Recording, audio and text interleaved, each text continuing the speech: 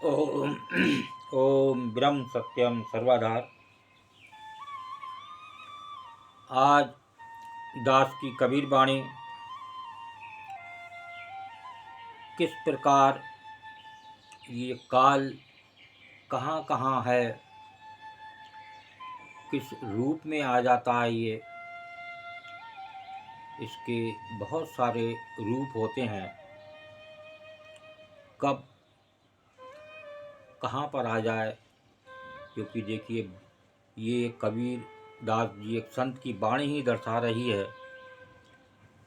ये काल शरीर में ही विराजमान है। देखिए बहुत ही सुंदर बात आज कबीर बाड़ी में, और ये जाने काल के बारे में और कौन इससे छूटता है और कौन इसमें समा जाता है। शेष काल शरीर में, शेष काल शरीर में, जार कर सब घू।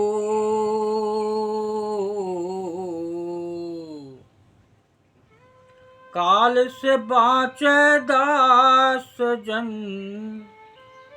काल से बाँचे दास जन, जिन पे खाल हजूर कबीरा, जिन पे खाल हजूर। शेष है काल शरीर में, जार करे सब धूर, काल से बाचे दास जन, जिन पे खाल हजूर। संशय रूपी काल हमारे शरीर में ही है। देखिए साफ साफ एक संत की वाणी, शेष है काल शरीर में। जो काल है वो हमारे शरीर में ही है, तो हम कैसे काल से बच सकते हैं। शरीर में होते हुए भी काल से बच सकते हैं, तो कैसे बचेंगे। ये सभी को जलाकर खाक कर देता है। देखिए कोई भी जो संसार में आता है इस मानव को चोले को लेके, चाहे वो सत्पुरुष हुए चाहे वो कोई भी हुए, जो शरीर लेके आएगा उसका शरीर मिट्टी होगा, उसको कोई बचाने वाला नहीं। जहाँ जन्म है माँ मौत है। तो इसमें क्या बता रहे हैं कि कौन बचता है इससे। परंतु जो हरजन है, काल से बाचे दास जन, जिन पे खाल हजूर। तो परंतु जो हरजन है, जिन पर प्रभु की कृपा होती है, वे काल से बच जाते हैं। देखिए शरीर में होते हुए वो आपके काल रूप में भी है, आपको बचाने वाला भी है, लेकिन आपके पास उसके लिए समय नहीं है। बाकी इस संसार के हर काम के लिए समय है। खाने के लिए समय, पहनने के लिए समय, नौकरी के लिए समय, घूमने के लिए समय, सबके लिए समय है। लेकिन जो इस शरीर की रक्षा करने वाला है वो काल आपके शरीर में है, हम उससे दूर हैं और अपने शरीर को ही निहारते रहते हैं, अपने शरीर को ही प्यार करते रहते हैं, औरों के शरीर से प्यार करते रहते हैं।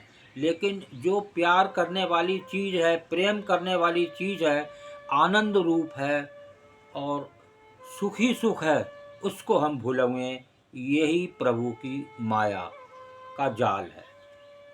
तो ये बड़े बड़े लोग पढ़ लेते हैं और नौकरी पा लेते हैं, और नौकरी पाके वो अंत में बड़े दुख के साथ इस संसार से विदा होते हैं, क्योंकि उन्होंने सिर्फ पढ़ाई लिखाई, बच्चों को, घरवाली को ही चाहा, रिश्तेदारों को चाहा, सबको चाहा, लेकिन जो शरीर चलाने वाला प्रभु है, वो जो काल इस शरीर में बैठा है, उसके लिए उसके पास कोई समय नहीं है। सुबह से शाम तक काम ही काम है, वो काम छूटते ही नहीं, और वो अंत में बड़े दुख और निराश के साथ विदा हो जाता है। और अंत समय में उसे ज़रूर याद आता है कि अरे मुझे तो क्या करना था, मैं क्या कर गया, लेकिन एक अफसोस रह जाता है। अब पछतावा होत क्या जब चिड़ियाँ चुग गईं खेत। तो ये है। आइए और एक वाणी एक संत की श्रवण करते हैं, ये क्या संदेश दे रही है। खुल खेलो संसार में, खुल खेलो संसार में, बांध न सके कोई। खुल खेलो संसार में, बांध न सके कोई। घाट जगाती क्या करे, घाट जगाती क्या करे, सिर पर पोट न होए कबीरा, सिर पर पोट न होए। देखिए, खुल खेलो संसार में, बांध न सके कोई। घाट जगाती क्या करे, सिर पर पोट न होए। जो मोह माया से दूर होकर स्वतंत्र रूप से संसार में विचरण करता है, खुल खेलो संसार में, बांध न सके कोई। देखिए, बहुत ही सुंदर वाणी है, समझने वाली वाणी है। उसे कोई बांध नहीं सकता।